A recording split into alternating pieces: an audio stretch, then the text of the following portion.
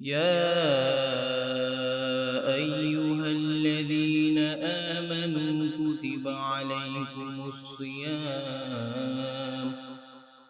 الحمد لله رب العالمين والصلاة والسلام على سيد الأنبياء والمرسلين وعلى آله وصحبه أجمعين.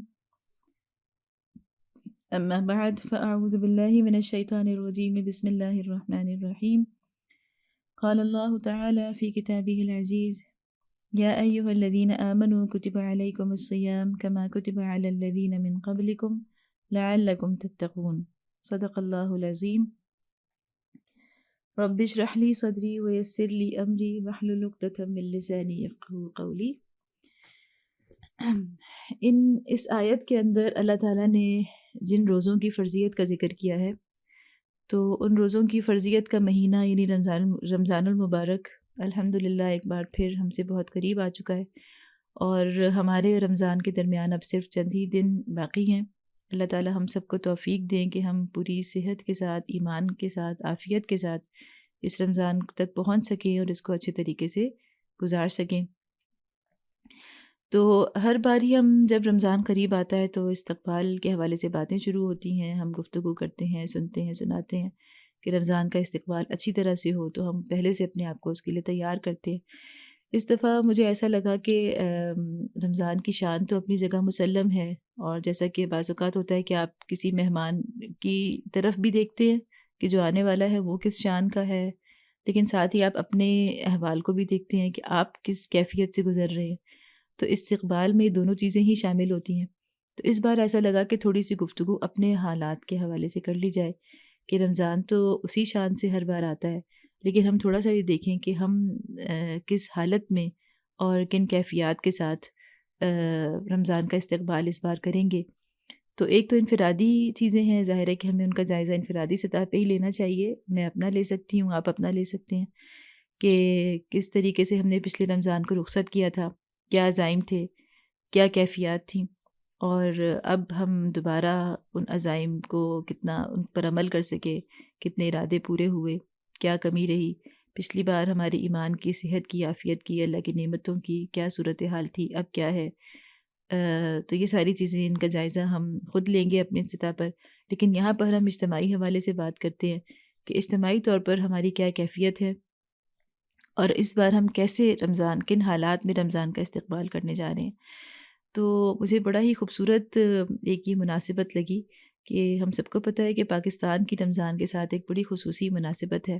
اللہ تعالیٰ نے ہمیں یہ ملک، جو ایک بہت بڑی نعمت ہے اللہ کی، اللہ تعالیٰ نے ہمیں یہ رمضان کے اندر ہی عطا کیا، اور وہ بھی خاص طور پر رمضان کی اس رات میں جسے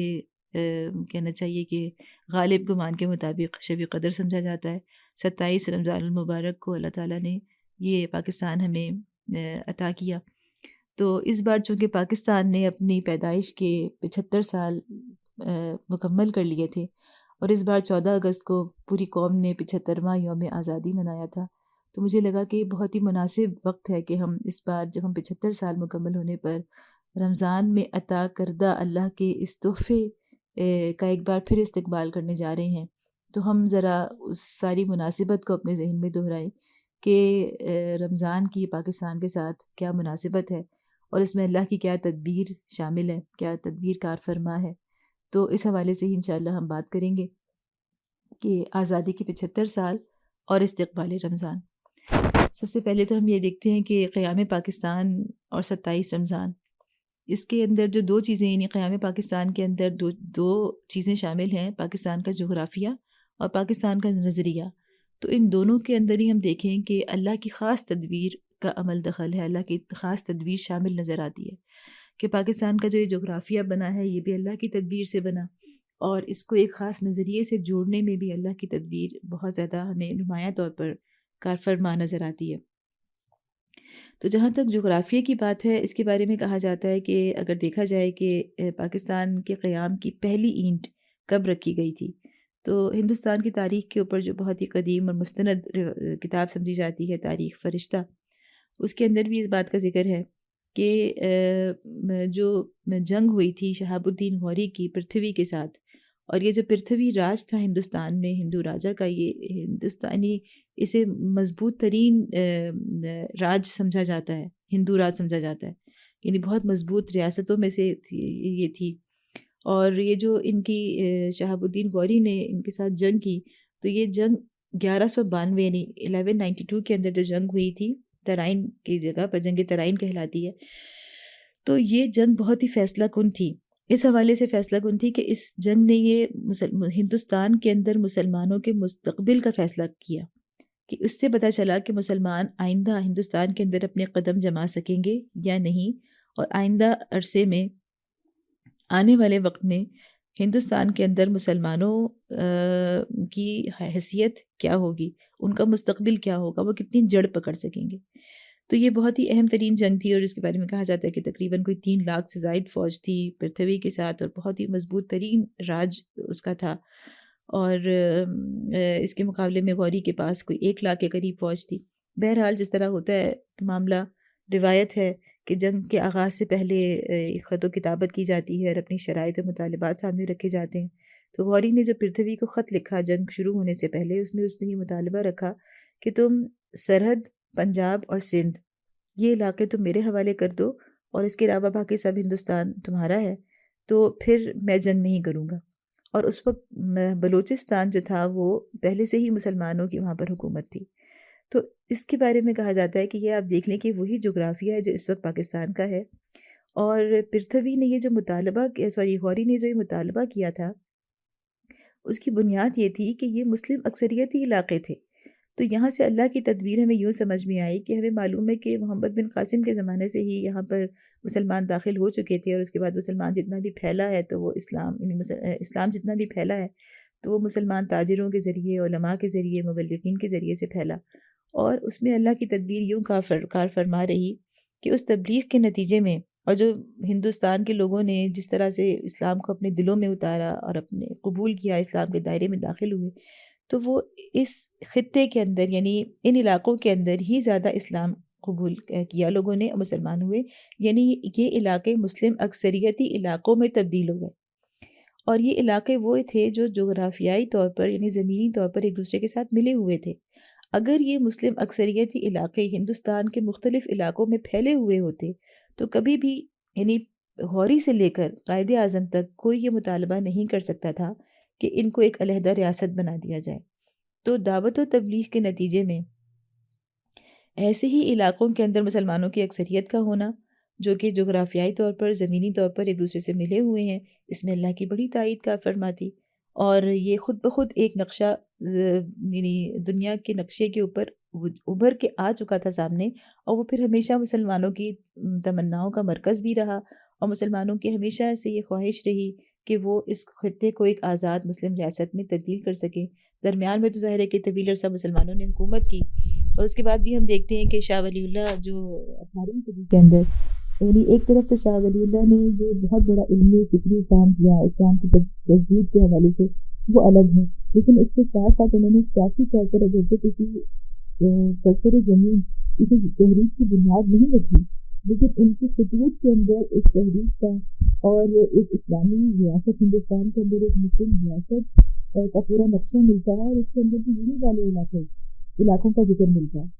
اور پھر شاہ ولی اللہ ہی کے پوتے شاہ اسماعیل شہید سید احمد شہید کے رفیق ہوئے، اور سید احمد شہید نے پھر وہ تحریک برپا کی شاہ ولی اللہ کی خطوط کی روشنی میں آتے ہیں، یا ان کے دیے گئے نقشہ کار کی روشنی میں عملاً وہ تحریک برپا کی، جسے تحریک مجاہدین کہا جاتا ہے۔ اور تحریک مجاہدین کا آپ کو پتہ ہے کہ انہوں نے بھی اسی علاقے کو ایک آزاد ریاست میں تبدیل کرنے کے لیے جد و جہد شروع کی تھی، اور اسی لیے وہ اتنا لمبا سفر کر کے کابل کے راستے سے یعنی افغانستان کے راستے سے وہ داخل ہوئے تھے پشاور کے اندر، اور پھر وہ یہی والا جو نقشہ تھا جو جغرافیائی طور پر ہمیشہ سے یعنی صدیوں سے مسلمانوں کی تمناؤں کا مرکز رہا تھا، اور ایک اسلامی ریاست کے حوالے سے مسلمان اس کے لیے سوچتے تھے، تو اسی کی آزادی ان کے پیش نظر رہی۔ تو یہ چیز ایک تسلسل ہے، یہ تسلسل ہے، اور قائد اعظم نے ایک مرتبہ کہا بھی کہ میں نے جو مطالبہ سیاسی طور پر اٹھایا ہے وہ دراصل مسلمانوں کی صدیوں کی تمناؤں ہی کا ایک کہنا چاہیے کہ عملی شکل ہے، جو تمنائیں صدیوں سے ان کے دلوں میں پیوست تھیں انہی کو میں نے ایک مطالبے کی شکل اور ایک سیاسی مطالبے کی شکل دی ہے۔ تو یہ کوئی نئی چیز نہیں تھی، پاکستان کے جغرافیے میں اللہ تعالیٰ کی خاص تدبیر شامل رہی۔ اور پھر اس کے بعد اب یہ دیکھیں اگر ہم کہ جہاں تک پاکستان کو ایک نظریے سے جوڑنے کی بات ہے اور اس کے اوپر ایک مہر لگا دینے کی بات ہے اسلام کی اور قرآن کی، تو اس میں اللہ کی تدبیر کس طرح سے شامل ہے؟ تو اس میں ہمیں یہ لگتا ہے کہ پاکستان کا جو 27 رمضان المبارک کو آزاد ہونا یہ صرف اور صرف اللہ کی طرف سے تھا، یعنی یہ کسی کا منصوبہ نہیں تھا، کسی کا سوچا سمجھا پلان نہیں تھا، کسی نے کیلنڈر دیکھ کے تاریخوں کو میچ نہیں کیا تھا، بلکہ صرف اور صرف اچانک یہ سب کچھ ہوا۔ اور اس کا جو واقعہ ڈاکٹر صفدر محمود اپنی کتاب میں بیان کرتے ہیں،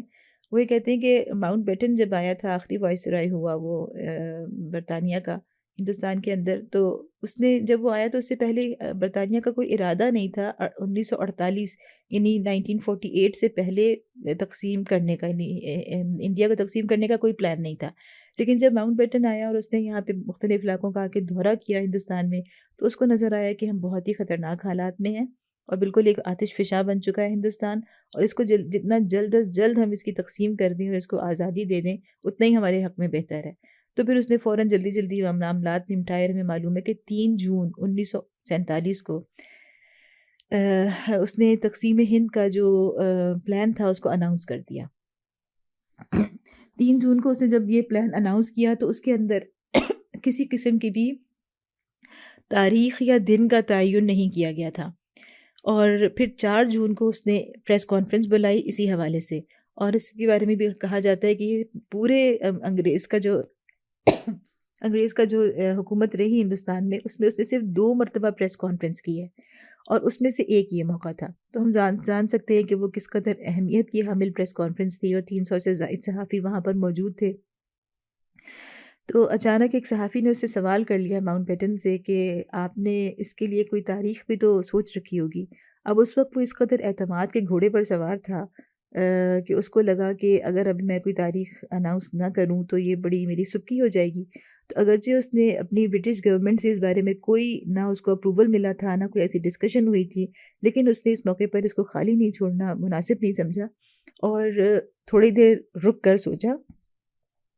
اور چونکہ جنگ عظیم دوم جو ختم ہوئی تھی وہ 14 اور 15 اگست کی درمیانی رات کو ختم ہوئی تھی، اور یہ برطانیہ کے لیے ایک بہت بڑی خوشی کا دن تھا۔ تو اس کے دل و دماغ کے اندر یہ جو تاریخ تھی نا، بالکل ایسے کہنا چاہیے کہ بیٹھی ہوئی تھی، پیوست ہوئی تھی۔ تو اس نے بس اچانک پھر یہی کہہ دیا کہ ہم 15 اگست کو آزادی دیں گے۔ اب اس وقت کسی کو معلوم نہیں تھا کہ 15 اگست کو 27 رمضان المبارک ہوگا۔ تو یہ کہنے کا مطلب یہ ہے کہ اللہ کی بہت بڑی تدبیر اس میں ہمیں نظر آتی ہے، کہ اللہ کی طرف سے یہ سارا کچھ ہوا، کہ اللہ تعالیٰ نے پاکستان کے اوپر مہر لگانی تھی قرآن کی، اور اس کی نظریاتی وابستگی جو نعروں کی شکل میں، جو جد و جہد کی شکل میں، جو کہنا چاہیے کہ تحریک پاکستان کی شکل میں پہلے سے اگرچہ موجود تھی، لیکن اللہ کی طرف سے اس کے اوپر بالکل ایک مہر لگ گئی کہ 27 رمضان کو، جسے نزول قرآن کی شب بھی سمجھا جاتا ہے، اس کو اللہ تعالیٰ نے یہ ملک ہمیں عطا کیا۔ تو پاکستان کو اللہ نے نظریے سے جوڑ دیا اپنی تائید کے ساتھ۔ اچھا، اب ہم یہ دیکھتے ہیں کہ جو پہلا جشن آزادی تھا، اس کو ہم تھوڑا سا اپنے ذہن میں لے کر آئیں کہ وہ کیسا تھا۔ یعنی اب جب 14 اور 15 اگست کی درمیانی شب تھی، تو وہ شب کون سی ہے؟ 27 رمضان المبارک کی شب ہے۔ اگلے دن جب دن چڑھتا ہے تو وہ دن ہے جمعۃ الوداع کا دن، یعنی اللہ تعالیٰ کی طرف سے کوئی کسر ہی نہیں رہ گئی کہ 27ویں کی شب بھی مل گئی، اگلا دن بھی، یعنی جمعے کی شب بھی مل گئی، اگلا دن بھی جمعے کا دن ہے جس دن پاکستانی قوم آزاد ہو رہی ہے، پاکستان دنیا کے نقشے کے اوپر ابھر رہا ہے۔ تو اللہ کی طرف سے تو ہر چیز پوری ہو گئی، اور ہم دیکھ رہے ہیں کہ وہ جو جشن آزادی تھا اس کے اندر یعنی وہ کس حال میں منایا جا رہا ہے۔ ایک تو اس قدر بابرکت ساعات، ایسے بابرکت لمحے، ایسے بابرکت شب و روز، اور اس کے ساتھ ساتھ مسلمانوں کی وہ غمزدہ کیفیت اور وہ قربانیاں اور وہ ساری تکلیفیں اور مسائل و مشکلات۔ یعنی کہا جاتا ہے کہ دنیا کی سب سے بڑی، تاریخ کی سب سے بڑی ہجرت رونما ہوئی ہے، نہ اس سے پہلے اتنی بڑی ہجرت ہوئی ہے، نہ اس کے بعد کبھی ہوئی ہے، کہ 60 لاکھ سے زائد مسلمانوں نے ہجرت کی ہے، اور اس سے کہیں زیادہ مسلمان بے گھر ہوئے ہیں، اور ہمیں معلوم ہے کہ لاکھوں انسانوں کی جانیں گئی ہیں، بچوں کی، جوانوں کی، اور ہزاروں خواتین کی عصمتیں جو ہیں وہ قربان ہوئی ہیں، وہ ساری چیزیں ہمیں معلوم ہے کہ کس طرح سے لوگوں نے، یعنی چونکہ جون میں ہی تقسیم کا پلان اناؤنس کر دیا گیا تھا، تو آہستہ آہستہ سے جو ماحول بن رہا تھا وہ ٹینشن کی طرف جا رہا تھا مسلم اقلیتی علاقوں کے اندر، اور جو وہ تاریخ قریب آئی آزادی کی، تو اس سے پہلے ہمیں پتہ ہے کہ جو مسلم اقلیتی علاقے تھے جہاں سے مسلمانوں نے مہاجر ہو کر جانا تھا، یا پھر وہیں پہ رہنے کا ارادہ کیا ہوا تھا، وہاں پر آہستہ آہستہ سے خوف کی فضا جو ہے وہ زور پکڑتی گئی، اور پھر اس کے بعد جیسے ہی 14 اگست کا دن قریب آیا، تو اس سے پہلے کچھ دن پہلے ہی فسادات شروع ہو گئے مسلم اقلیتی علاقوں کے اندر، اور فسادات کی تفصیل ہمیں بہت اچھی طرح سے معلوم ہے، ان کو دہرانے کے لیے بہت ہمت چاہیے، لیکن بہرحال یہ کہ مسلمانوں کے ہمیں پتہ ہے کہ پورے پورے محلے، پوری پوری آبادیاں، مکینوں سمیت مکانوں کو آگ لگائی گئی، اور لوگ جو گھروں سے باہر گئے ہوئے تھے انہوں نے اپنے گھروں کو اس حال میں پایا کہ وہ مکینوں سمیت جلا دیے گئے تھے، پھر وہاں سے وہ اپنی پورے بھرے بھرے حویلیاں، بھرے بھرے گھر، ساز و سامان سے بھرے گھر جس طرح سے چھوڑ کر وہ ایک چھوٹی چھوٹی سی پوٹلیاں اپنے ساتھ بنا کر نکلے ہیں، وہ بھی ان سے راستے میں لے لی گئیں، نہ صرف مال بلکہ ماں باپ سے ان کے بچوں کے ہاتھ چھوٹ گئے، بچے گم ہو گئے، بچوں کو ماؤں کی آنکھوں کے سامنے کس طرح سے چیرا گیا اور شہید کیا گیا، کیسے خواتین کی عصمت دری ہوئی، کیا کیا قربانیاں دی گئیں، کس طرح سے بھوک برداشت کی گئی، کیسے کیسے وہ پیدل سفر کاٹے گئے، خوف کی فضا میں چھپ چھپ کر کس طرح سے سفر کیے گئے، اور اس میں یہاں تک کہ پتے کھانے کی نوبت آئی ہے، بھوک برداشت کی ہے، پھر کیمپوں کے اندر رہے ہیں، پھر کیمپوں سے جب ٹرینوں میں باریاں آئیں تو ٹرینوں میں بیٹھ کر گئے ہیں، پھر وہ لاہور کے اسٹیشن پر اس ٹرین کا پہنچنا تو سب سے زیادہ میرا خیال ہے کہ ایک ایسا واقعہ ہے کہ ہم سب کی اس سے روح کانپ جاتی ہے کہ لاہور کے اسٹیشن پر جس ٹرین کے استقبال کے لیے لاہور کے باشندے پھولوں کی پتیاں لے کر کھڑے ہیں، اور ٹرین جب قریب آتی ہے تو وہ پہلے سے ہی اس کے نعرے شروع کر دیتے ہیں، پاکستان کا مطلب کیا، لا الہ الا اللہ، اور پاکستان زندہ باد کے نعرے بلند کرتے ہیں، لیکن دوسری طرف سے وہ حیران ہوتے ہیں کہ ٹرین کے لوگ بالکل خاموش ہیں اور جوابی نعرے نہیں سنائی دے رہے، اور جو ہی ٹرین پلیٹ فارم کے اوپر رکتی ہے تو پتہ چلتا ہے کہ اس ٹرین کے اندر ایک مہاجر بھی زندہ نہیں ہے، اور سب مسلمانوں کی لاشوں سے وہ ٹرین بھری ہوئی ہے۔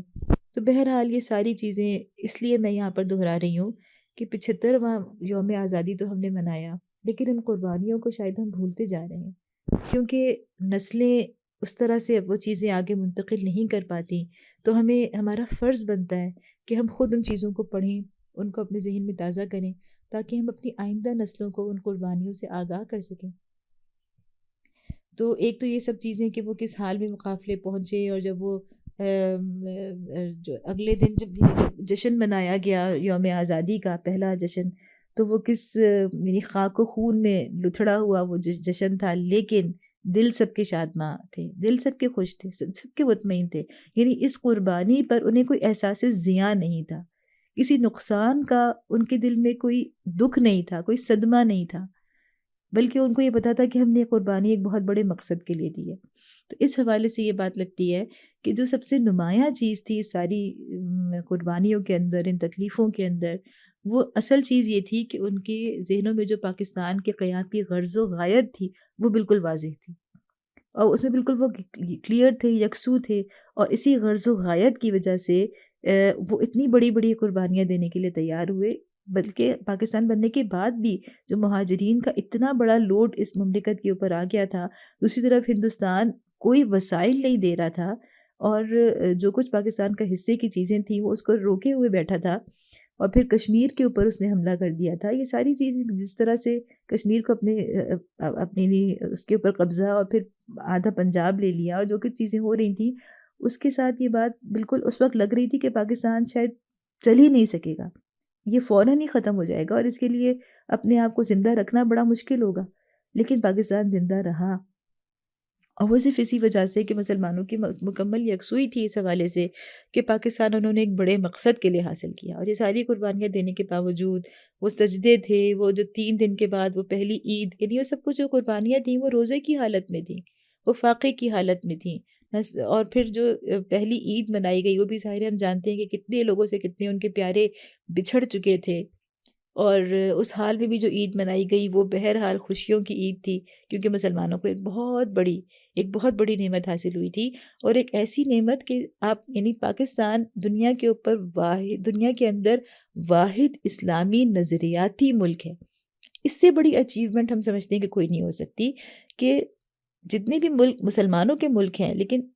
اسلام کے لیے ایک نظریاتی بنیاد پر بننے والا ملک صرف اور صرف پاکستان ہے۔ تو باقی ملک بنے ہیں، ٹھیک ہے، مسلمانوں کے ملک بنے ہیں، اور ان میں سے بعض ہیں کہ جنہوں نے بعد میں جا کے ایک جد و جہد کے ذریعے سے اس کو اسلامی اور دستوری طور پر بھی اس کو اس کا دستور ڈکلیئر کیا ہے، لیکن وجود میں آنا کسی ملک کا صرف کسی نظریاتی بنیاد کے اوپر، یہ صرف اور صرف پاکستان کے ساتھ ہے۔ تو پاکستان وجود میں آیا ایک نظریاتی بنیاد پر، اس سے بڑی اچیومنٹ، اس سے بڑی اللہ کی نعمت میرا خیال ہے کہ اور کوئی نہیں ہو سکتی، اور یہی پاکستان کے سارے اسلامی ممالک کے درمیان یہ اس کا منفرد تشخص ہے، جس کے لیے ہمیں بڑا کہنا چاہیے کہ پوزیسو بھی ہونا چاہیے، جس کی ہمیں قدر بھی کرنی چاہیے، اور جس کو ہمیں سنبھال کے بھی رکھنا چاہیے، اگلی نسلوں تک بھی منتقل کرنا چاہیے۔ اچھا، یہاں یہ بات تھوڑی سی آتی ہے کہ لوگ یہ بات اکثر کہتے ہیں کہ پاکستان کی جو آزادی تھی، یہ جو آزادی کا نعرہ لگایا گیا کہ پاکستان کا مطلب کیا، لا الہ الا اللہ، اور اسی کے لیے مسلمانوں نے دیوانہ وار قربانیاں بھی دے دیں اور سب کچھ قربان کرنے پر تیار بھی ہو گئے، لیکن یہ تو صرف ایک سیاسی نعرہ تھا، مسلمانوں کے جذبات کو کیش کرانے کے لیے لگایا گیا تھا، اور حقیقت میں جو بانینی پاکستان کے کہنا چاہیے کہ جو مسلم لیگ کی جو لیڈرشپ تھی، یا خصوصاً قائد اعظم کے حوالے سے یہ بات کہی جاتی ہے کہ ان کے نظر میں بہرحال کوئی اسلامی ریاست نہیں تھی بلکہ ایک سیکولر ریاست تھی، اور یہ صرف ایک جذباتی نعرہ تھا۔ اس پہ ہم تھوڑا سا غور کرتے ہیں، ہمیں نظر آتا ہے کہ یعنی ہم دیکھتے ہیں کہ کیا قیام پاکستان کا جو مقصد تھا وہ صرف واقعی ایک جذباتی نعرہ تھا؟ تو اس کا جواب بھی ہمیں قائد اعظم کی تقریروں سے ہی تلاش کرنا چاہیے، کیونکہ ہمیں بتایا کہ پاکستان کے اندر جو ایک لابی، بہت اسٹرانگ لابی جو اس پر کام کر رہی ہے، اور شروع سے ہی پاکستان بننے کے فوراً بعد ہی کام کرنا شروع کر دیا تھا،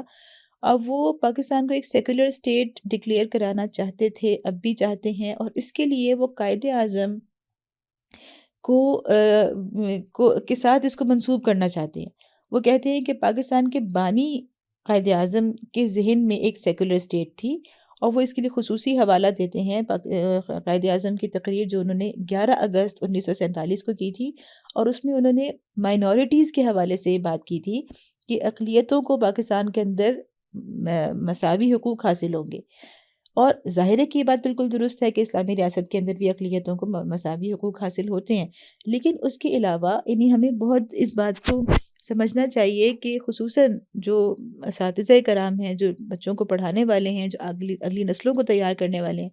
کہ اس لابی کا جو توڑ ہے وہ بھی ہمیں علمی طور پر ہمیں قائد اعظم کی تقریروں ہی کو پڑھنا چاہیے، ان کا فہم حاصل کرنا چاہیے، ان پہ ڈسکشنز کرنی چاہیے، کیونکہ اس کا حل بھی، اس کا جواب بھی ہمیں قائد اعظم کی تقریروں سے ہی ملتا ہے۔ ایک تو ہم بتائیں کہ وہ مشہور جو ان کا ہم پڑھتے چلے آئے ہیں اپنے بچپن سے اسکول کی کتابوں میں، جو قائد اعظم نے کہا تھا کہ ہم ایک ایسی تجربہ گاہ چاہتے ہیں جہاں ہم قرآن و سنت کی تعلیمات کو پہ عمل کر سکیں۔ تو اس سے زیادہ واضح اور کیا پیغام ہوگا؟ اس کے علاوہ یہ کہا جائے، ڈاکٹر صفدر محمود یہ لکھتے ہیں اپنی کتاب میں کہ پاکستان قائد اعظم نے 100 سے زائد بار اعادہ کر چکے ہیں اپنی تقریروں میں اس بات کا کہ پاکستان ایک اسلامی، جمہوری اور فلاحی ریاست ہوگا۔ ٹھیک ہے، اب وہ تقریریں آپ اٹھا کے دیکھیں، میں نے یہاں پر صرف ایک دو ان کے کوٹس کو لکھا ہے، جیسا کہ 1945 میں پاکستان کے قیام سے بھی 2 سال پہلے قائد اعظم پشاور میں یہ فرما رہے ہیں کہ آپ نے سپاس نامے میں پوچھا ہے کہ پاکستان میں کون سا قانون ہوگا۔ مجھے آپ کے سوال پر سخت افسوس ہے، مسلمانوں کا ایک خدا، ایک رسول اور ایک کتاب ہے، یہی مسلمانوں کا قانون ہے اور بس۔ تو یہ بڑی کلیئر کٹ بات ہے اس میں۔ اس کے ساتھ ہی ہم دیکھتے ہیں کہ اس کے بعد جو پاکستان بننے کے فوراً بعد ہی قائد اعظم کو احساس ہو گیا تھا کہ ایک لابی اس کے لیے ایکٹیو ہو چکی ہے، اور اس کا جواب دیتے ہوئے وہ کراچی میں جنوری 1948، پاکستان کے قیام کے صرف 6-7 مہینے کے بعد، کراچی بار ایسوسی ایشن میں وکلاء سے خطاب کرتے ہوئے کہتے ہیں کہ میں ان لوگوں کے عزائم نہیں سمجھ سکا جو جان بوجھ کر شرارت کر رہے ہیں اور یہ پروپیگنڈا کر رہے ہیں کہ پاکستان کے آئین کی بنیاد شریعت پر نہیں ہوگی۔ قائد اعظم خود حیران تھے اس بات پر کہ یہ کیسے ہو سکتا ہے کہ میری اتنی واضح تقاریر کے باوجود لوگ ایسا سمجھیں اور اس کو میرے ساتھ منسوب کریں۔ تو ہاں، ایک بات اس میں ضرور ہے کہ قائد اعظم نے ہمیشہ یہ بات کی کہ وہ پاپائیت اور اسلام کے درمیان یعنی اسلامی ریاست اور پاپائیت یعنی کرسچینٹی کے اندر جو تھیوکریسی کا تصور ہے اور یہ جسے پاپائیت کہا جاتا ہے، تو اس کے درمیان وہ فرق کرتے تھے، اور وہ ہمیشہ یہ کہتے تھے کہ میں پاپائیت نہیں چاہتا، یعنی پاکستان میں پاپائیت کی قسم کی کوئی بھی اسلامی ریاست نہیں ہوگی، مذہبی ریاست نہیں ہوگی۔ تو اس کی وجہ کیا ہے؟ بلکہ میں تو سمجھتی ہوں کہ قائد اعظم کا یہ بہت ہی ڈیپ کہنا چاہیے کہ انڈرسٹینڈنگ ہے اسلام کی، اور بہت ہی اچھی درست انڈرسٹینڈنگ ہے، کیونکہ اسلام میں جو خلافت کا تصور ہے وہ کرسچینٹی کی تھیوکریسی سے بالکل مختلف ہے۔ پاپائیت کا مطلب یہ ہے کہ ایک مذہبی طبقہ وجود میں آ جائے اور اس مذہبی طبقے کی حکومت ہو، جبکہ اسلام کسی طبقے کو نہیں مانتا، اور اسلام جو ہے اس میں شورائیت کا نظام ہے، کسی طبقے کی اجارہ داری کو اسلام ہمیشہ اس کو جو ہے وہ کنڈیم کرتا ہے، شورائیت کو مانتا ہے، اور اس کے ساتھ اسلام ہر حکمران کو، حکومت کو جواب دہ تصور کرتا ہے۔ احتساب کا نظام جو ہے وہ اسلامی سیاست کا، اسلامی ریاست کا بنیادی ستون ہے، جبکہ یہ وہاں پر نہیں ہوتا۔ تو اس بات کو ہم دیکھتے ہیں کہ قائد اعظم نے اس میں فرق کیا ہے، جس کی وجہ سے یہ لوگ اس کو کہنا چاہیے کہ دوسرے انداز سے پیش کرتے ہیں، اور یعنی قائد اعظم کی اس بات کو کہ وہ پاپائیت اور اسلامی خلافت میں فرق کر رہے ہیں، وہ اس کو اسلامی خلافت کا ٹوٹل ڈینائل جو ہے وہ کہہ کر اس کو پیش کرتے ہیں۔ تو بہرحال اس کے اوپر ہمیں پڑھنا چاہیے، اور اس کا مقابلہ جو ہے وہ علمی انداز سے ہی ہونا چاہیے، علمی مباحثوں کے اندر ہی ہونا چاہیے۔ تو بہرحال یہ قائد اعظم کی ایک بہت ہی اچھی کہنا چاہیے کہ ہمارے ساتھ ایک ہم پر یہ احسان ہے کہ وہ یہ سب باتیں بڑی کلیئر انداز سے کر گئے۔ اس کے بعد ہم یہ دیکھتے ہیں کہ یہ تو ہم نے ابھی دیکھا کہ پاکستان کے جغرافیے کے بننے میں بھی، پاکستان کو ایک نظریے کے ساتھ وابستہ کرنے میں بھی اللہ کی تدبیر شامل رہی۔ پھر ہم نے یہ بھی دیکھا کہ مسلمانوں نے جو قربانیاں دیں وہ ایک نظریے کی خاطر تھیں، وہ جذباتی نعرہ صرف نہیں تھا۔ کوئی بھی انسان جذباتی ہو کر اتنی بڑی قربانیاں نہیں دیتا۔ اتنی بڑی تعداد میں قوم کے لوگوں نے جو قربانیاں دیں وہ ان کی نظریاتی وابستگی اور اس کی مضبوطی ہی کا ثبوت ہے دراصل۔ اور اس کے ساتھ ساتھ صرف عوام کے لیول پر نہیں بلکہ لیڈرشپ کے لیول پر بھی یہ یکسوئی جو تھی وہ صرف جذباتی حد تک نہیں تھی، بلکہ مکمل علمی یکسوئی تھی، ذہنی فکری یکسوئی تھی، جو کہ قائد اعظم کی تقاریر میں ہمیں نظر آتی ہے۔ اچھا، یہاں پر میں آپ کو اچھا ایک اور مجھے اس وقت یاد آ گیا، بڑا اچھا قول قائد اعظم کا، بہت ہی امپورٹنٹ ہے، کہ انہوں نے ایک مرتبہ یہ بھی کہا تھا کہ ہم نے جو جمہوریت سیکھی ہے وہ ہم نے 1300 سال پہلے سیکھی ہے، تو اب ہمیں آپ کیا جمہوریت سکھائیں گے؟ تو کتنی خوبصورت بات ہے کہ 1300 سال پہلے جس جمہوریت کی قائد اعظم بات کریں وہ کون سی جمہوریت ہے؟ ظاہر ہے کہ وہ سیکولر جمہوریت نہیں ہے، وہ لبرل جمہوریت نہیں ہے، بلکہ وہ اسلامی خلافت والی جمہوریت ہے۔ تو بہرحال یہ ایک الگ پورا موضوع ہے، لیکن کہنے کا مطلب یہ کہ قائد اعظم بہت اس میں ایک تو کلیئر تھے اسلامی خلافت کے تصور میں، اور دوسری طرف پاپائیت یا جو ٹپیکل ایک کرسچینٹی کے اندر ایک مذہبی ریاست ہوتی ہے اس کا فرق بہت اچھی طرح سے سمجھتے تھے، اور دوسری طرف قائد اعظم جو اسلامی ریاست کے اصول ہیں ان کو بھی اچھی طرح سے سمجھتے تھے کہ اس میں جمہوریت کا عنصر کس حد تک ہے، اور وہ نہ بالکل آزاد جمہوریت ہے اور نہ وہ بالکل طبقاتی حکومت ہے، بلکہ ان کے درمیان وہ ایک ایسی جمہوریت، ایک ایسی شورائیت کے پر مبنی جمہوریت ہے جو اللہ کے دیے ہوئے حدود کی پابند ہے۔ ٹھیک ہے، تو یہی وہ اصل فرق ہے جس کو ہمیں بھی سمجھنا ہے اور سمجھانا ہے۔ اچھا، اب ہم آتے ہیں کہ یہ سارا ہم نے دیکھا کہ یہ 75 سال پہلے یہ سین تھا، نظریاتی وابستگی بھی تھی، عملی جد و جہد بھی تھی، قربانی بھی تھی، سیاست بھی تھی۔ ٹھیک ہے، اب ہم یہ دیکھتے ہیں کہ آج 75 سال مکمل ہونے کے بعد ہم نے جو یوم آزادی منایا ہے تو کس حال میں منایا ہے؟ اس میں ہم کوئی ایسی باتیں نہیں کرنے جا رہے جو مایوسی والی ہوں، اس لیے کہ مایوسی ہمیشہ صرف اور صرف انسان کو اللہ سے دور کرتی ہے اور اس کو عمل سے دور کرتی ہے۔ تو اس میں ہم اگر کامیابیاں دیکھیں تو بہرحال ہم یہ کہہ سکتے ہیں کہ پاکستان انتہائی عدم استحکام جو اس کی سیاست کے اندر رہا، اور یعنی ایک کے بعد ایک ماشاء اللہ یہاں پر آتے رہے، اس کے باوجود اگر پاکستان چل رہا ہے، اور پھر اتنے بڑے پیمانے پہ جو کرپشن ہوتی رہی، ان دو بڑی کہنا چاہیے کہ بحرانوں کے باوجود اگر پاکستان نہ صرف چل رہا ہے بلکہ آگے بڑھا ہے، بہت آگے بڑھا ہے، تو یہ اللہ کی خاص مدد ہے۔ سب سے بڑی بات تو اس میں یہ کہ جو پاکستان واحد اسلامی ملک ہے، جو ایٹمی طاقت ہے، میرا خیال ہے یہ سب کچھ اللہ کی تائید سے ہے، اور ہمیں اس پہ شکر گزار ہونا چاہیے۔ البتہ ہم کچھ ایسی چیزوں کا ذکر ضرور کرتے ہیں، مسائل کا، جن کو ہم مایوسی کے لیے نہیں بلکہ ہم ان کو سمجھنے کے لیے کہ ہم ان کے توڑ میں، ان کو دور کرنے میں اپنا کردار ادا کر سکیں۔ تو مجھے جہاں تک سمجھ میں آ رہا ہے کہ آج ہم جس پاکستان میں رہ رہے ہیں اس میں جو چیزیں بڑھ رہی ہیں، جو مسائل بڑھ رہے ہیں، میں نے صرف 2 مسائل کا یہاں پر ذکر کیا ہے۔ ایک تو مجھے لگ رہا ہے کہ طبقاتی تقسیم جو ہے وہ کچھ تو فطری بھی ہے اور کچھ بڑھ بھی رہی ہے۔ جو فطری طبقاتی تقسیم ہے وہ یہ کہ ہم دیکھ رہے ہیں کہ پاکستان ایک بہت ہی ملٹی کلچرل سوسائٹی ہے، بہت ڈائیورس سوسائٹی ہے فطری طور پر۔ یعنی پاکستان کے اندر اگر آپ دیکھیں تو یہاں پر 75 سے 85 75 to 85 لینگویجز بولی جاتی ہیں۔ اس سے آپ اندازہ کر لیں کہ کتنی ملٹی کلچرل سوسائٹی ہے، کتنی یہاں پر ڈفرینس ہے، یعنی قومیتیں کتنی زیادہ رہتی ہیں۔ اچھا، اسی بات کا شروع سے قائد اعظم کو بھی بہت جس بات کا خدشہ تھا وہ یہی تھا کہ صوبائیت اور علاقائیت اور لسانیت یہ چیزیں پاکستان کے لیے ایک خطرہ بن سکتی ہیں، کیونکہ یہ علاقہ ہی ایسا ہے کہ جہاں پہ بہت زیادہ ڈفرینٹ کلچرز کے لوگ رہ رہے ہیں۔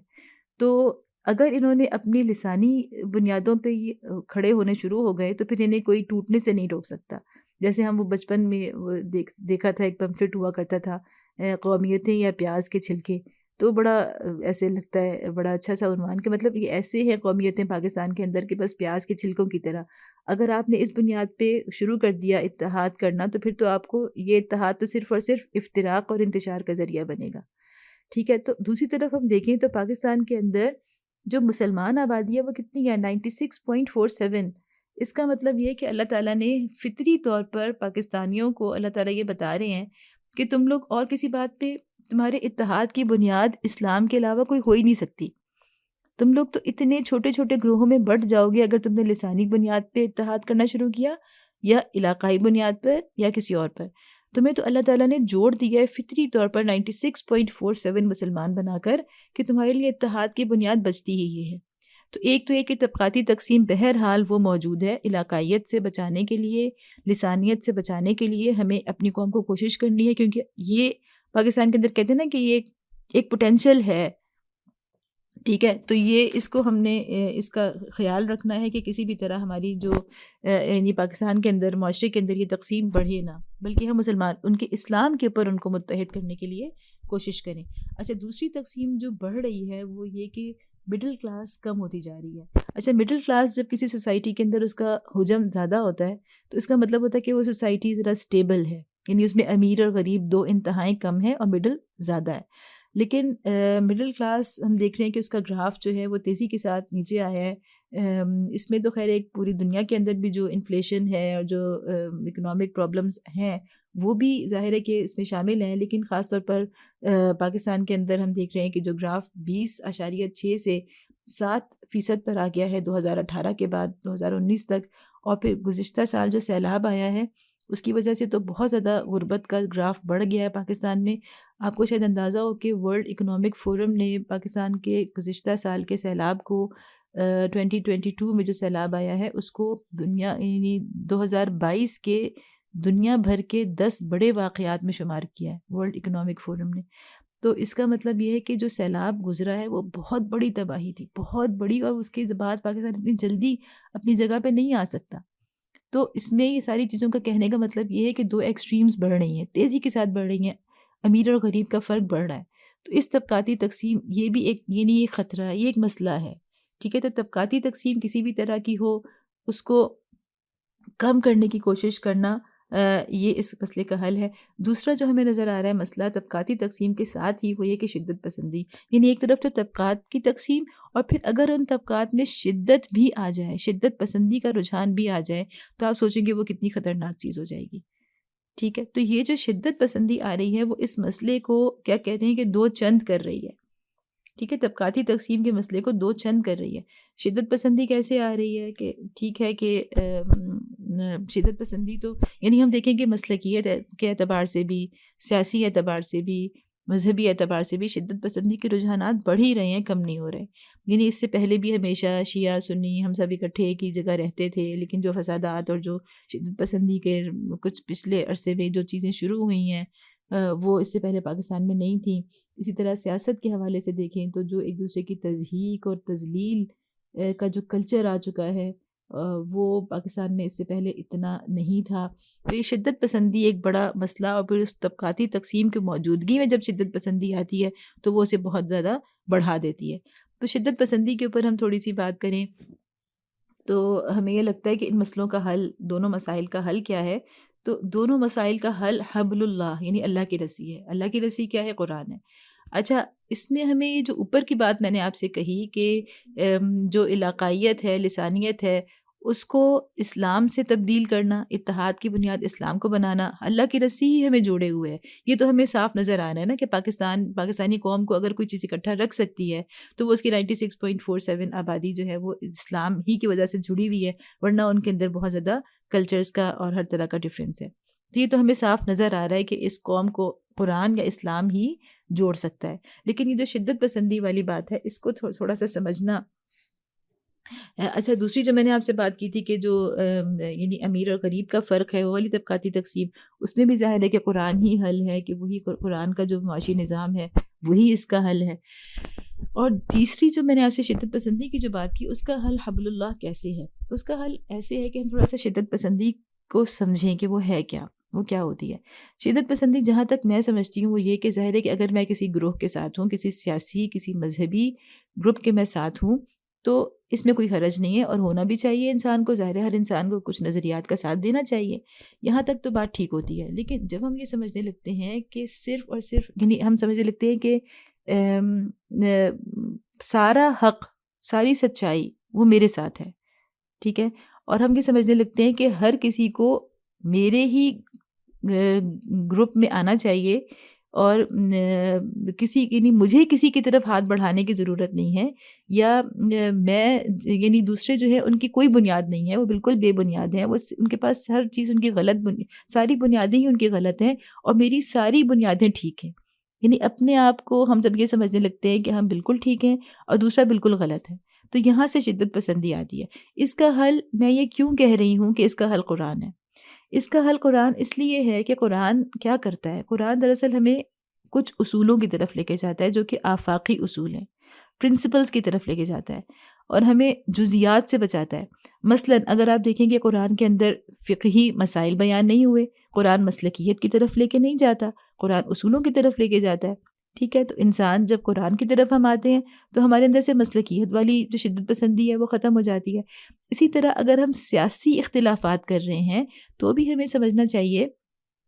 کہ قرآن کسی خاص سیاسی نظریے، کسی خاص سیاسی حکمت عملی قرآن میں نازل نہیں ہوئی۔ یہاں تک کہ قرآن تو آپ رہنے دیجئے، بلکہ اللہ کے نبی صلی اللہ علیہ وسلم نے بھی کوئی ہم نے پڑھا ہے نا، ہم سب جانتے ہیں کہ خلافت کا کوئی خاص طریقہ نبی صلی اللہ علیہ وسلم نے ہمیں دے کر نہیں گئے، بلکہ خلفائے راشدین نے بھی مختلف طریقے اختیار کیے اپنے وقت اور حالات کے اعتبار سے۔ تو کوئی خاص پیٹرن ہمارے لیے قرآن و سنت نے سیٹ نہیں کیا سیاست کا، بلکہ ہمیں کچھ اصول دیے ہیں۔ تو کوئی سیاسی جماعت بھی اگر یہ سمجھتی ہے کہ میں جس سیاست کو لے کے چل رہی ہوں وہ مکمل طور پہ قرآن و حدیث کے مطابق ہے، اور دوسرے جن سیاسی اصولوں کو لے کر چل رہے ہیں وہ ان میں کچھ بھی قرآن و حدیث کے مطابق نہیں ہے، تو یہ غلط ہے۔ اور یہ اس لیے غلط ہے کہ اگر ہم قرآن کو پڑھنے لگ جائیں گے، ہم قرآن کے اصولوں کو، قرآن ہمیں کوئی خاص پیٹرن نہیں دیتا، قرآن ہمیں اصول دیتا ہے، تو ہمارے ذہن میں وسعت آنی شروع ہو جاتی ہے۔ ہم اصولوں کو جب سمجھتے ہیں تو ہمیں نظر آتا ہے اچھا اس کی انٹرپریٹیشن اور اس کی اپلیکیشن تو اس طرح بھی ہو سکتی ہے، فلاں گروپ بھی ایسے کر رہا ہے، اور اس کی اپلیکیشن تو ہمارے پاس مزید اس طرح بہتر ہونی چاہیے۔ تو ہمارے ذہنوں میں وسعت آتی ہے کہ قرآن ہمیں اصول دے رہا ہوتا ہے، ہمیں تفصیلات نہیں دے رہا ہوتا۔ اور ہم دراصل شدت پسندی کب آتی ہے؟ جب ہم تفصیلات کے ساتھ اپنے آپ کو جذباتی حد تک جوڑ لیتے ہیں۔ تفصیلات سے مراد میری خاص طریقہ کار، خاص سٹرکچر، اس کے ساتھ جب ہم جوڑ لیتے ہیں اپنے آپ کو، اور اس کو ہم ضد بنا لیتے ہیں اپنی، اور ہم سمجھتے ہیں کہ یہی سب کچھ ہے، یہ پرفیکٹ ہے، تو وہاں سے شدت پسندی آتی ہے۔ اچھا، ہم جتنا قرآن کا نالج ہم حاصل کرتے ہیں، ہمیں پتہ چلتا ہے کہ قرآن نے کوئی خاص ہمیں سٹرکچر نہیں دیا بلکہ اصول دیے ہیں، تو ہمارے ذہنوں میں وسعت آنے لگتی ہے، دوسروں کے لیے قبولیت ہمارے اندر پیدا ہونے لگتی ہے۔ تو یوں شدت پسندی کا حل بھی میرے خیال میں حبل اللہ ہی ہے، اور ان دونوں مسائل کا حل صرف اور صرف یہ ہے۔ اچھا، مسائل کے ساتھ ہم اگر یہ دیکھیں کہ چلیں یہ مسائل ہیں پاکستانی معاشرے کے اندر، شدت پسندی بھی بڑھ رہی ہے، اور اس میں جو ہے وہ کہنا چاہیے کہ طبقاتی تقسیم بھی بڑھ رہی ہے، لیکن ایک تھوڑی سی میں ذکر کرنا چاہوں گی کہ اگر کوئی خوش آئند بات ہے، ہمیں خوش ہونا ہے جس پہ، اور خاص طور پہ 75ویں یوم آزادی پہ ہمیں جس پہ خوش ہونا چاہیے، وہ یہ کہ قوم آج بھی ریاست مدینہ کا خواب دیکھتی ہے۔ ایسا ہے نا، ٹھیک ہے کہ وہ اس خواب کو تعبیر میں بدلنے کے لیے نہ اپنے اندر وہ عزم رکھتی ہے، نہ وہ اس کے لیے قربانی دینے کو اس طرح سے تیار ہے جو کہ 1947 میں اس قوم نے دی ہے، لیکن بہرحال وہ کم از کم اس کا خواب ضرور دیکھتی ہے اور اس کے دل میں کہیں اس کی خواہش ضرور موجود ہے۔ تو میں سمجھتی ہوں کہ یہ بھی ایک بہت خوش آئند پہلو ہے کہ قوم نے اس خواب کو ابھی تک فراموش نہیں کیا۔ ٹھیک ہے، اب ہم یہ تھوڑا سا دیکھ لیتے ہیں کہ اس خواب کو دیکھنے کے باوجود اگر وہ چیزیں اس طرح سے نہیں ہو پائیں تو ہم اس کی اکثر وجوہات تلاش کرتے ہیں اپنے آس پاس، اور کبھی ہمیں لگتا ہے کہ ہمیں قیادت اچھی نہیں ملی، کبھی ہمیں لگتا ہے کہ دینی جماعتوں نے مایوس کیا، کبھی ہمیں لگتا ہے کہ نہیں ایسا کوئی وہ تو ریاست مدینہ جس کا ہم خواب دیکھتے ہیں اس کی ڈیٹیلز ہمارے سامنے اس طرح سے ذہنوں میں واضح نہیں ہے عوام کے ذہنوں میں۔ تو بہرحال جو بھی وجوہات ہو، ہمیں یہ سمجھنا ہے کہ ان سارے سوالوں کا جواب، اگر آپ مجھے کہیں کہ ابھی میں آپ کو جواب دے دوں یا کوئی بھی آپ کسی سے بھی سمجھیں کہ اس کا فوری جواب ملنا چاہیے، تو میرا یہ خیال ہے کہ اس کا فوری کوئی حل، کوئی فوری جواب ہمیں نہیں مل سکتا کہ کیوں ریاست مدینہ نہیں بن سکی۔ ٹھیک ہے، اس کا حل، اس کے لیے میں سمجھتی ہوں کہ کوئی شارٹ کٹ نہیں ہے، کوئی شارٹ کٹ نہیں ہے، بلکہ اس کے لیے ہمیں اسی حبل اللہ کو، حبل اللہ المتین جسے نبی صلی اللہ علیہ وسلم نے فرمایا، اللہ کی رسی، اس کو مضبوطی سے پکڑنا ہے اور اس کو پورا کا پورا پڑھنا، پورا کا پورا سمجھنا ہے۔ اس کے علاوہ کوئی شارٹ کٹ یہاں پر نہیں ہے، کیونکہ یہاں پر میں نے 2 احادیث آپ کے سامنے لکھی ہیں کہ نبی صلی اللہ علیہ وسلم نے فرمایا تھا ان اللہ یرفع بهذا الکتاب اقواما ویضع به آخرین، کہ اللہ تعالیٰ اسی کتاب کے ذریعے سے کسی قوم کو اٹھا دیتے ہیں، قوموں کو اٹھا دیتے ہیں اور بعض قوموں کو گرا دیتے ہیں۔ اور نبی صلی اللہ علیہ وسلم نے ہمارے لیے جو نصیحت یا وصیت فرمائی تھی وہ یہی کہ ترکت فیکم امرین، تمہارے درمیان 2 چیزوں کو چھوڑ رہا ہوں اور جب تک تم انہیں پکڑے رہو گے تو کبھی بھی گمراہ نہیں ہوگے، کتاب اللہ و سنت نبی۔ اسی طرح ایک طویل حدیث ہے، یہاں تو اس کو پڑھنے کا موقع نہیں ہے، لیکن نبی صلی اللہ علیہ وسلم نے یہی کہا تھا کہ جب فتنہ آئے گا تو اس میں سے نکلنے کا حل کیا فرمایا تھا۔ حضرت علی کی یہ حدیث ہے، ان سے مروی ہے، اور یہی فرمایا تھا کہ اس کا حل صرف اور صرف کیا ہوگا، حبل اللہ المتین، اللہ کی رسی کو مضبوطی سے، جو المتین ہے اس کو مضبوطی سے پکڑنا۔ تو اب یہ اللہ کی رسی کو مضبوطی سے پکڑنا اور ریاست مدینہ، یہ کیسے، مطلب میں یہ کیوں کہہ رہی ہوں کہ اس کا کوئی شارٹ کٹ نہیں ہے، اس کا کوئی ایک الیکشن، کوئی ایک قسم کی دعوتی تبلیغی کام، کوئی بھی ہم کہیں کہ مطلب ہمیں اس کا صرف اور صرف یہ حل ہے کہ ہم زیادہ سے زیادہ بڑے پیمانے پر قرآن کو پکڑ لیں، اور عوام کے لیول پر اور خواص کے لیول پر، دونوں لیولز پر الگ الگ۔ یعنی یہ کہ عوام کے لیول پر مطلب یہ ہے کہ عوام کے اندر قرآن کا کم از کم وہ بنیادی علم ہر ایک تک پہنچانا، کہ جو قرآن کا جو وزڈم ہے، قرآن کی جو دانش ہے، قرآن کا جو فہم ہے اور اس کا جو اسلامی ریاست کا تصور ہے، اس کے بڑے بڑے خد و خال عوام کے ذہنوں میں اتر جائیں۔ ٹھیک ہے، اور اس کو اتارنے کے لیے میں سمجھتی ہوں کہ صرف آپ کی زبانی تبلیغ اب کافی نہیں ہے، دنیا بہت آگے جا چکی ہے، اور جو کہا جاتا ہے کہ ایک تصویر 1000 الفاظ پر بھاری ہوتی ہے، تو وہ والی چیز کہ ہم پریکٹیکلی جو نقشہ کار، جو اسلامی ریاست کا جو تصور ہے، اس کو ذہنوں میں بٹھانے کے لیے ہم جب تک صرف زبانی تبلیغ کرتے رہیں گے، میرا خیال ہے کہ وہ اتنی کارآمد نہیں ہوگی، جیسا کہ ہم دیکھ بھی رہے ہیں کہ اس کے وہ اثرات نہیں ہو رہے، جیسا کہ ہم اس کو ان ٹولز کے ذریعے، جو جدید دور کے ٹولز ہیں ان کو استعمال کر کے، اور ہر دور میں رہیں، صرف جدید دور کے ہی نہیں ہیں، وہ عملی نقشہ کار ہم جب پیش کر کے نہیں دکھاتے، جو وہ اداروں کی شکل میں، وہ آرٹ کے اندر، وہ کلچر کے اندر، وہ اداروں کے اندر ہم وہ نقشہ کار سامنے نہیں لاتے، تو اس وقت تک ہم ذہنوں کے اندر جو کنفیوژنز ہیں ان کو ہم دور نہیں کر سکتے۔ بہرحال مختصراً یہ کہ عوام کے لیول پر ایک الگ منیمم کم از کم فہم اس کا اتارنا، اور اس کے لیے تمام ذرائع کو، زبانی تبلیغ کے علاوہ جتنے ذرائع ہیں ان کو بھی استعمال کرنا بہت ضروری ہے، اور دوسری طرف خواص کے لیے کہ وہ اس کے اندر وہ اجتہاد کے لیول تک جائیں اور اس کو سمجھیں اور اسے اخذ کریں، یہ دونوں چیزیں، اس کے بغیر کوئی شارٹ کٹ نہیں ہے۔ اور ظاہر ہے کہ ہم دیکھ رہے ہیں کہ دونوں ہی لیولز پر ابھی ہم نے کام بہت کم کیا ہے، نہ ہمارے اندر اس طرح سے مجتہد ہمیں نظر آ رہے ہیں، یعنی کہ ٹھیک ہے، میں یہ نہیں کہتی کہ اس دور میں مجتہد نہیں ہے، لیکن اسلام کے جو فکری کہنا چاہیے، اس کا فکری سطح پر اس کو جو جواب دینے کی ضرورت ہے، کلچر کی سطح پر جو جواب دینے کی ضرورت ہے، اور جو صرف جواب ہی نہیں بلکہ اس کی بہترین نمائندگی کی ضرورت ہے، علمی سطح پر، تعلیم کے میدان کے اندر پوری ہماری جو تعلیم ہے، وہ ہمیں پتہ ہے کہ علوم ہمارے سارے، سائنسز ہماری ساری، ہیومینٹیز ہماری ساری باہر سے امپورٹ ہو رہی ہیں، تو یہ ساری چیزیں جو ہیں ان کا جو حل ہے وہ کوئی شارٹ کٹ نہیں ہے. اس کے لیے ایک تو وہ علماء کا لیول ہے جو اجتہاد کے لیول پر ہونا، اور پھر عوام کا لیول ہے جو کہ جن کو کم از کم وہ بنیادی نالج ان تمام ذرائع سے ان کے ذہنوں میں بٹھانا کہ جو جس سے وہ مانوس ہیں، جن ذرائع سے عوام مانوس ہیں انہی ذرائع سے آپ وہ تصورات بٹھائیے. ہم یہ کوشش کرتے ہیں کہ ہم صرف زبانی تبلیغ کریں، اور جن ذرائع سے عوام چیزوں کو سمجھنے کے عادی ہیں وہ ذرائع ہم استعمال کرنے پہ یا تو قادر نہیں ہیں، یا جو بھی وجوہات ہیں بہرحال ہمیں ان پر قابو پاتے ہوئے ان ذرائع کو استعمال کرنا ہے. تو یہی حل ہے کہ قرآن کو پکڑا جائے. آخر میں آپ کو یہ بتاؤں گی کہ جو اصلی حقیقی ریاست مدینہ تھی،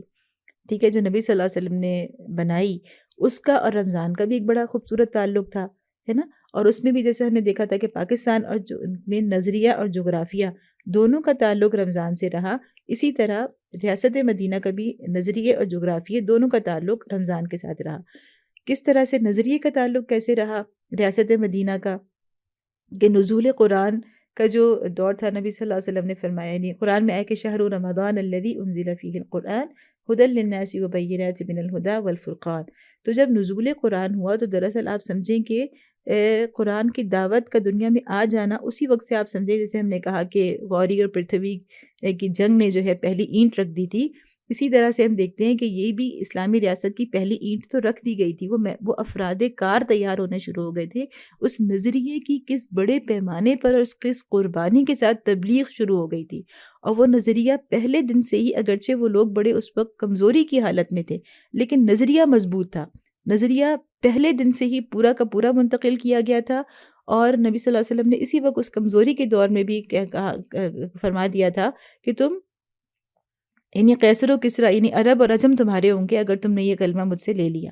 ٹھیک ہے، تو اس نظریے وہ قرآن جب نازل ہوا وہ بھی رمضان کے اندر نازل ہوا. ٹھیک ہے، قرآن کیا ہے؟ مدینہ کی ریاست کی تھیوری ہے. ٹھیک ہے، تو اللہ تعالیٰ نے وہ تھیوری جو ہے وہ رمضان میں دی، اور وہیں سے اس کے مطابق افراد کار تیار ہونا شروع ہو گئے. اس نظریے کو پکڑ لیا جو کہ رمضان میں اترا تھا. اس رمضان میں دیے گئے اس نظریے کو ان لوگوں نے پہلے صرف نظریے کے طور پر پکڑا، جب تک کہ وہ عملی شکل میں، سیاسی شکل میں برپا نہیں ہو سکا. اچھا، اس کو پکڑنا کیسا تھا؟ میں آپ کو صرف ایک مثال دوں گی کہ جب ابھی وہ سیاسی طور پر کہیں برپا نہیں تھا، کہیں نظر نہیں آ رہا تھا، اس کا کوئی وجود نہیں تھا برسر زمین، لیکن اس نظریے کو کیسے پکڑا تھا، میں آپ کو صرف ایک مثال دوں گی. حضرت مصعب بن عمیر رضی اللہ تعالیٰ عنہ کی. ہم سب جانتے ہیں کہ وہ کس قدر امیر کبیر گھرانے سے تعلق رکھنے والے تھے، اور ان کے بارے میں آتا ہے کہ ان کا ہر لباس جو ہے وہ شام سے تیار ہو کے آتا تھا، اور بہت ہی قیمتی لباس ہوتا تھا، اور وہ خوشبوئیں جو استعمال کرتے تھے وہ اس قدر قیمتی ہوتی تھیں کہ وہ جہاں سے گزرتے تھے تو دیر تک وہ گلی معطر رہتی تھی. اور اس کے بعد جب انہوں نے اسلام قبول کیا تو نبی صلی اللہ علیہ وسلم نے باقاعدہ ایک تعلیم کا نظام بنایا تھا شروع سے ہی. اور جب پہلی مرتبہ مدینہ کے اندر اسلام کی دعوت پہنچی ہے، حج کے موقع پر وہ چھپ کے انہوں نے بیعت عقبہ اولیٰ کی ہے نبی صلی اللہ علیہ وسلم کے ساتھ، تو نبی صلی اللہ علیہ وسلم نے دیکھ لیا کہ ان لوگوں کے اندر وہ چنگاری موجود ہے. حضرت مصعب بن عمیر کو بھیج دیا کہ تم ان کے ساتھ جاؤ اور وہیں پر ان کو اس نظریے کی تبلیغ کرو جس نے ریاست کی بنیاد رکھنی ہے. تو اس نظریے کی تبلیغ کی میں صرف بات کر رہی ہوں کہ وہ کس طرح ہوئی ہے. اس کو اپنے ایکسٹرا یعنی کہنا چاہیے کہ اپنے فارغ اوقات کا مشغلہ نہیں بنایا، بلکہ اس کو اپنی زندگی کا مشن بنا لیا. حضرت مصعب بن عمیر کے بارے میں پھر یہ آتا ہے کہ مدینہ میں انہوں نے جس طرح سے تبلیغ کی اور جس طرح سے انہوں نے وہ اپنی ساری جو نعمتیں جس کہنا چاہیے کہ زندگی کے وہ عادی تھے، عیش کی زندگی کے وہ عادی تھے، اس کو کس طرح سے انہوں نے ترک کیا. اور مدینہ کے اندر انہوں نے جس طرح سے وہ میدان افراد کار تیار کیے کہ صرف ایک سال کے اندر آپ سوچیں، ایک سال کے اندر یعنی پہلی بیعت عقبہ میں غالباً 12 یا 13 افراد تھے اور دوسری میں 70 افراد، یعنی ایک سال کا ان کی جو پروڈکشن تھی حضرت مصعب بن عمیر کی محنتوں کاوشوں کے نتیجے میں جو افراد کی تعداد اور ان کی یعنی کوالٹی اور کوانٹٹی دونوں کو آپ دیکھیں، تعداد بھی دیکھیں اور پھر ان بیعت عقبہ ثانیہ کے موقع پر جو تقریریں وہ کر رہے ہیں، اوس اور خزرج کے یعنی جو سردار ہیں مدینہ کے، وہ جو تقریریں کر رہے ہیں ان کی تقریروں میں وہ فہم قرآن اور وہ بصیرت آپ دیکھیں کہ وہ کیسے نبی صلی اللہ علیہ وسلم سے کہہ رہے ہیں کہ آپ کو ہم بطور سردار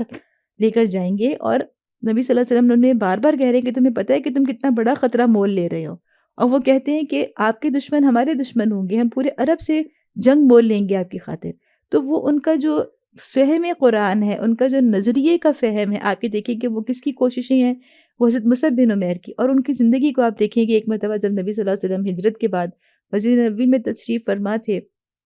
مصعب بن عمیر سامنے سے گزرتے ہیں تو نبی صلی اللہ علیہ وسلم کی آنکھیں بھیگ جاتی ہیں، کیونکہ ان کے جسم پر ایک کمبل تھا، یعنی صرف ایک چادر یا ایک کمبل ان کے جسم پر ہوا کرتا تھا، اس کے اندر بھی جگہ جگہ پیوند لگے ہوتے تھے، یعنی ان کے پاس لباس نہیں تھا کہ وہ اپنا تن ڈھانک سکیں۔ یہ وہ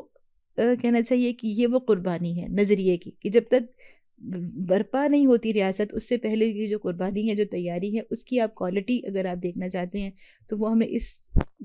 کردار کے اندر نظر آتی ہے۔ اور پھر احد میں جب وہ شہید ہوتے ہیں، واقعی ہم سب کو پتہ ہے کہ وہی چھوٹی سی چادر جو ان کے جسم کا حصہ بن کے رہ چکی تھی، وہ اتنی چھوٹی تھی کہ وہ یا ان کا سر ڈھکتا تھا یا ان کے پیر ڈھکتے تھے۔ تو یہ وہ نظریہ ہے جس کی پہلے آبیاری کی گئی، اور وہ نظریہ بھی قرآن یعنی رمضان میں ہی نازل ہوا۔ اس کے بعد ہم دیکھتے ہیں کہ جو نظریے کی خاطر جو ریاست وجود میں آئی، تو اس ریاست کی جغرافیے کی حفاظت کے لیے، اس ریاست کی جغرافیائی سرحدوں کی حفاظت کے لیے جو پہلی جنگ ہوئی ہے، جسے جنگ بدر کہا جاتا ہے، وہ بھی رمضان میں ہوئی ہے۔ ٹھیک ہے، تو نظریہ بھی رمضان میں آیا ہے، اس نظریے پر جو ریاست وجود میں آئی ہے، اس کی سرحدوں کی حفاظت کے لیے پہلی جنگ بھی رمضان میں ہوئی ہے۔ اور دلچسپ بات یہ ہے کہ اس کو بھی اللہ تعالیٰ نے الفرقان کہا ہے، یعنی سورۃ الانفال کے اندر اللہ تعالیٰ نے یوم الفرقان یوم التقى الجمعان، یہ بدر کے دن کو اللہ تعالیٰ نے یوم الفرقان کہا ہے۔ تو ایک فرقان اللہ نے قرآن کو کہا، یعنی نظریہ ایک فرقان ہے، اور دوسرا فرقان اس نظریے کے نتیجے میں، اس نظریے کی بنیاد پر وجود میں آنے والی برسر زمین وہ ریاست ہے۔ تو ایک نظریہ تھیوری ہے، اور ایک نظریہ جو ہے وہ عملاً پریکٹیکلی ایک فرقان جو ہے وہ نظریہ ہے، اور ایک فرقان اس کی عملی تعبیر ریاست کی شکل میں ہے۔ دونوں کو اللہ نے فرقان کہا کیونکہ دونوں چیزیں دنیا کے اندر فرقان بن کے دنیا میں رہتی ہیں، اور دنیا کے سامنے ایک فرقان کے طور پر اپنا وجود رکھتی ہیں۔ اور اس کے بعد آخری ہم دیکھتے ہیں چیز فتح مکہ، یہ بھی رمضان میں ہوئی، اور اس کی کیا حیثیت ہے کہ جب نظریے کی یعنی بدر میں کیا ہو رہا ہے، نظریے جغرافیے کی حفاظت ہو رہی ہے، نظریاتی بنیاد پر جغرافیے کی حفاظت ہو رہی ہے، اور فتح مکہ میں کیا ہو رہا ہے، اس نظریے کی اور اس کے جغرافیے کی حدود آگے بڑھ رہی ہیں، ایڈوانسمنٹ ہو رہی ہے۔ تو اس کا مطلب یہ ہے کہ کوئی بھی نظریہ دو وجوہات سے زمین پر برقرار رہتا ہے۔ ایک تو یہ کہ وہ نظریہ جو ہے اس کا کوئی جغرافیہ بھی ہونا چاہیے، جب تک نظریے کو جغرافیہ نہیں ملتا، نظریہ اپنا وجود نہیں رکھتا۔ دوسری بات یہ ہوتی ہے کہ نظریے میں اتنی طاقت ہو، سیاسی اعتبار سے بھی، علمی اعتبار سے بھی، فکری اعتبار سے بھی، تہذیبی اعتبار سے بھی، کہ وہ دوسروں پر اثر انداز ہو سکے اور وہ ایڈوانسمنٹ کر سکے۔ اگر آپ آگے نہیں بڑھ رہے، اس کا مطلب ہے کہ کوئی دنیا میں جو کوئی نہ کوئی دوسرا نظریہ تو اس وقت ہوگا، تو وہ آپ کے اوپر چڑھائی کرے گا۔ ٹھیک ہے، تو نظریے کی ایڈوانسمنٹ جو ہوتی ہے وہ اس کے بقا کی چابی ہوتی ہے۔ تو فتح مکہ کیا ہے کہ نظریہ اور جغرافیہ دونوں آگے بڑھ رہے ہیں، اور پورا عرب جو ہے وہ مسخر ہو رہا ہے، اور یہ بھی کب ہو رہا ہے؟ رمضان کے اندر ہو رہا ہے۔ تو میں سمجھتی ہوں کہ جو ریاست مدینہ تھی اس کو بھی اللہ تعالیٰ نے رمضان کے ساتھ جوڑ دیا تھا، کہ نزول قرآن بھی رمضان میں، اور بدر کی شکل میں جغرافیے کی حفاظت بھی رمضان میں، اور فتح مکہ کی شکل میں جغرافیے کی جو ترقی ہے اور نظریے کی جو ترقی ہے وہ بھی رمضان میں۔ تو یہ ہمارے لیے ایک بہت زبردست اس کے اندر پیغام ہے کہ ہمارے لیے اللہ تعالیٰ نے رمضان کو، پاکستان کو بھی اسی طرح رمضان سے وابستہ کر کے ہمارے اندر یہ اللہ تعالیٰ نے یہ امید رکھ دی ہے، یہ اللہ تعالیٰ نے ہمارے اندر کہنا چاہیے کہ اس بات کا جذبہ رکھ دیا ہے کہ ہم اس کو ریاست مدینہ بنانے کے لیے اسی طرح سے جد و جہد کریں جیسا کہ نبی صلی اللہ علیہ وسلم نے اپنے صحابہ کرام کی جماعت کے ساتھ جد و جہد کی، اور ہم اس کو اسی معنی میں اسی طرح سے نظریے اور جغرافیے دونوں کے طور پر ہم اس کو اسلامی ریاست بنا سکیں، جیسا کہ ہمارے سامنے آئیڈیل مثالی اسلامی ریاست مدینہ کی شکل میں موجود تھی۔ تو یہ چند گزارشات تھیں، وقت میں نے بہت کوشش کے باوجود کچھ اوپر لے لیا، اس کے لیے میں آپ سے معذرت خواہ ہوں۔ تو اللہ تعالیٰ ہم سب کو اپنا کردار ادا کرنے میں، معاشرے کے ان تمام مسائل کے حل میں، اور پاکستان کو شدت پسندی سے بچاتے ہوئے اسلام کی ایک جدید اسلامی فلاحی ریاست بنانے میں اپنا کردار ادا کرنے کی توفیق عطا فرمائیں، اور ہم سے قبول فرمائیں، اور اس رمضان کو اس حوالے سے ہمارے لیے بہترین رمضان بنائیں۔ وآخر دعوانا ان الحمد للہ رب العالمین۔